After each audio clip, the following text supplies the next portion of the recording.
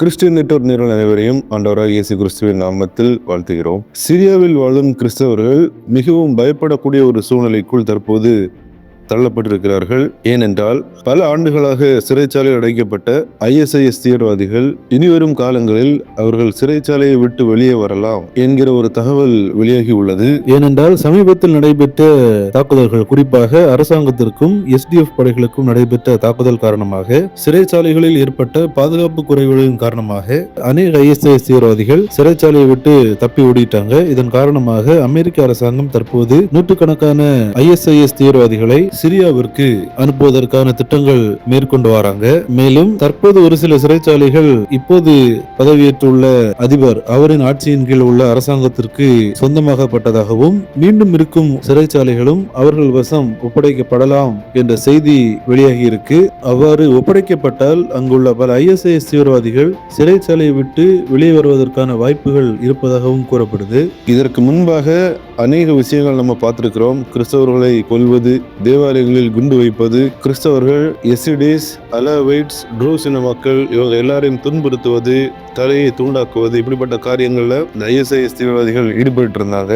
இவங்க தற்போது வெளியே வருவதற்கான வாய்ப்புகள் ஏற்பட்டிருப்பதால் சிரியாவில் ஒரு பதட்டமான சூழலை உருவாகியுள்ளது. தற்போது கூட அங்கு மிகப்பெரிய அளவிலான அதிர்ச்சி சம்பவங்கள் நடைபெற்று இருக்குது. குர்து இனத்தை சார்ந்த பெண்கள் அவங்களை அங்குள்ள ஒரு ஆயுதம் ஏந்திய குழுவை சார்ந்த நபர்கள் தவறாக பயன்படுத்துவது, அவர்களின் தலைமுடியை வெட்டுவது, இப்படிப்பட்ட காரியங்களை சமூக வலைதளங்களில் நம்மளால பார்க்க முடியுது. மிகவும் வேதனைக்குரிய ஒரு காரியம். சிரியாவில் வாழும் மக்களுக்காக, கிறிஸ்தவர்களுக்காக, பிற இனக்குழு மக்களுக்காக நம்ம ஜெபிக்க வேண்டியது அவசியமாக இருக்கிறது. மிக முக்கியமான ஒரு காணொலி இது. உங்கள் நண்பர்களுக்கும் பகிர்ந்து கொள்ளுங்கள். அவர்களும் இந்த தகவல்களை அறிந்து ஜெபிப்பதற்கு அது ஏதுவாக இருக்கும். வாங்க வீடியோக்குள்ள போலாம்.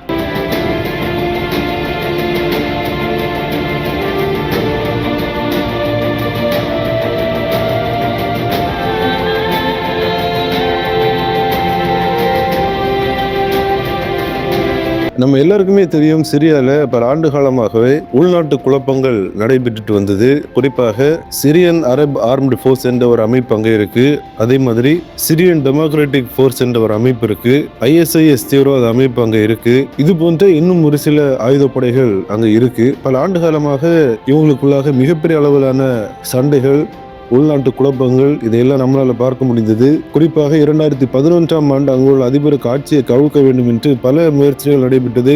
ஆனால் அவையெல்லாம் தடுக்கப்பட்டது. இப்படி இருக்கிற சூழ்நிலையில 2014ஆம் ஆண்டுக்கு அப்புறம் ISISன் எழுச்சி மிக அதிகமாக காணப்பட்டது. குறிப்பாக சிரியாவிலும் ஈராக்கிலும் இவர்களின் ஆதிக்கம் மிகப்பெரிய அளவிலாக காணப்பட்டது. என்ன பண்ணுவாங்க அப்படின்னா, நம்ம நிறைய விஷயம் பார்த்திருப்போம். கிறிஸ்தவர்களை கொல்வது, தலையை வெட்டுவது, கிறிஸ்தவர்கள் மட்டுமல்லாது எசிடிஸ், ட்ரூஸ் இன மக்கள், குர்தி இன மக்கள் இவங்க எல்லாரையும் கொல்வது, இது அவங்களுடைய வேலையா இருந்தது. தேவாலயத்தில் குண்டு வைப்பது, மக்கள் நல்லா இருக்கணும் அந்த எண்ணமே கிடையாது, எல்லாரையும் கொல்லணும், தீவிரவாதத்தை பண்ணணும், இதுதான் அவங்களுடைய வேலையா இருந்தது. இப்படி இருக்கக்கூடிய சூழ்நிலையில இந்த ISIS தீவிரவாத அமைப்பை அடக்குவதற்காக, இவர்களின் ஆதிக்கத்தை முடிவுக்கு கொண்டு வருவதற்காக அமெரிக்கா மற்றும் சிரியாவின் SDF, அதாவது சிரியன் டெமோக்ராட்டிக் ஃபோர்ஸ், இவர்கள் இணைந்து ISISக்கு எதிரான மிகப்பெரிய காரியங்களில் ஈடுபட்டு ISISஐ தங்களுடைய கட்டுப்பாட்டுக்குள் கொண்டு வந்தாங்க. அது மட்டுமல்லாமல் ஆயிரக்கணக்கான ISIS தீவிரவாதிகளை சிறைச்சாலை அடைத்தார்கள். இன்று வரைக்கும் அவர்கள் சிறையில் தான் இருக்கிறார்கள். இப்படி சிரியாவில் இப்படிப்பட்ட காரியங்கள் நடைபெற்று வருகிற இந்த டைம்ல தான் கடந்த 2 ஆண்டுகளுக்கு முன்பாக 2024ஆம் ஆண்டு அங்கு அதிபராக இருந்த பஷர் அல் அசத் அவருக்கு எதிராக சிரியன் அரப் ஆர்ம்டு ஃபோர்ஸ், நமக்கு எல்லாருமே தெரியும், அகமது அல் ஷாரா அல் ஜலாலின்னு சொல்லுவாங்க, இப்போ இருக்கிற அங்க உள்ள அதிபர், இவரின் தலைமையிலான ஆயுதப்படை குழுக்கள் அரசாங்கத்திற்கு எதிராக மிகப்பெரிய அளவிலான கிளர்ச்சிகளை செய்து அந்த அரசாங்கத்தை கவிழ்த்தாங்க. இதன் காரணமாக அந்த நாட்டின் அதிபர் மாற்றப்பட்டு தற்போது இந்த அகமது அல் ஷாரா இவர் அங்கு அதிபராக இருக்கிறார். இவரின் ஆட்சி வந்தவுடன் அமைதி வரணும், பீஸ் வரணும் அப்படின்னு ஒரு சில காரியங்கள் எல்லாம் இவங்க முன்னெடுத்தாங்க. ஆனால் அதுக்கப்புறமா பார்த்தா கூட அங்க கிறிஸ்துமஸ் கொண்டாடுகிற கிறிஸ்தவர்களை சென்று தாக்குவது, கிறிஸ்துமஸ் ட்ரீ எல்லாம் அவங்க வைத்திருக்கும் போது நம்ம அந்த காணொலிகளை எல்லாம் முன்பாக பார்த்திருப்போம், அதை கொளுத்தி விடுவது, இப்படிப்பட்ட காரியங்கள் தொடர்ச்சியாக நடைபெற்று தான் வந்திருக்கு. சரி, இதுல இப்ப கிறிஸ்தவர்கள் பாதுகாப்பற்ற சூழ்நிலையில் காணப்படுவதற்கு என்ன பிரச்சனை வந்திருக்கு அப்படின்னு நீங்க நினைக்கலாம்.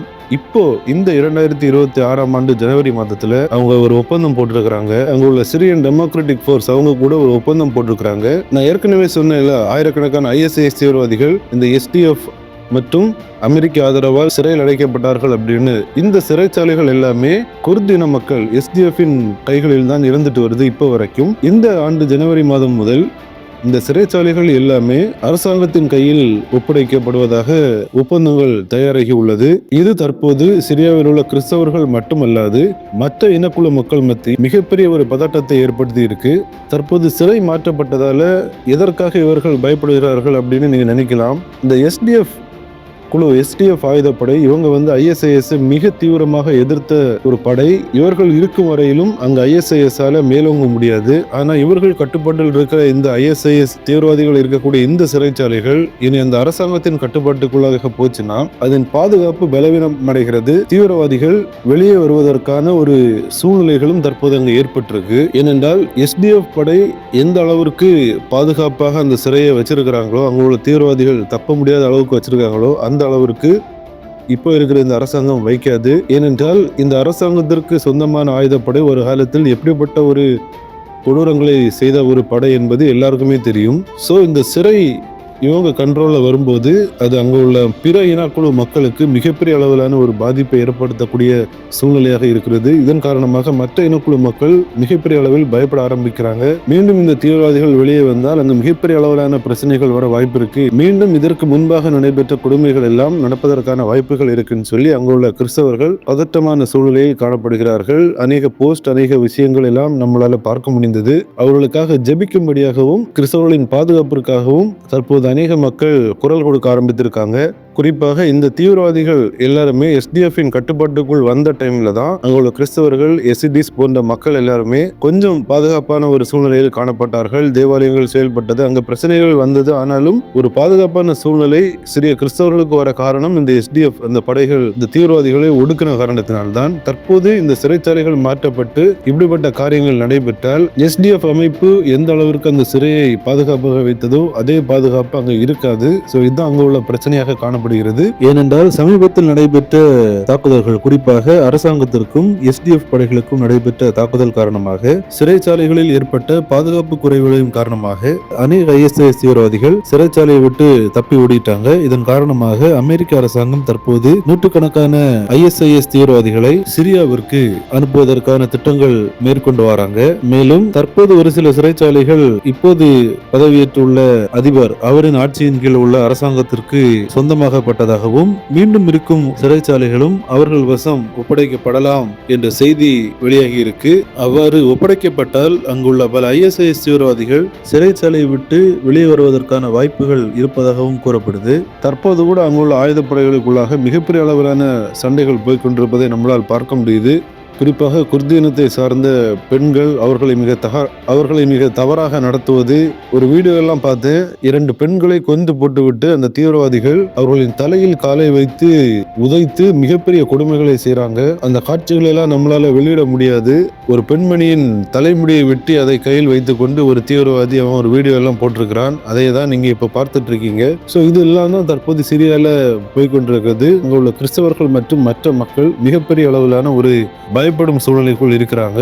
இதற்காக நம்ம ஜெபிக்கணும். உலக அளவில் இருந்து அநேக மக்கள், குறிப்பாக கிறிஸ்தவர்கள், இப்படிப்பட்ட இனக்குழுக்களுக்கு மிகப்பெரிய பிரச்சனைகள் வருவதற்கான வாய்ப்பு இருக்கு அப்படின்னு சொல்லி ஜெப குறிப்பிற்காக அநேக தகவல்களை பகிர்ந்து கொண்டு வராங்க. நம்மளாலையும் அந்த தகவல்களை பார்க்க முடிந்தது. அந்த தகவல்களை தான் உங்ககிட்டையும் கொண்டு வருகிறோம். தற்போது ஏற்பட்டிருக்கிற சூழ்நிலைகள் மாற்றப்படணும். நம்ம யோசிச்சு பாருங்க, நம்ம எல்லாம் இங்க நிம்மதியாக இருக்கிறோம். ஆனால் அங்கெல்லாம் அப்படி இல்லை.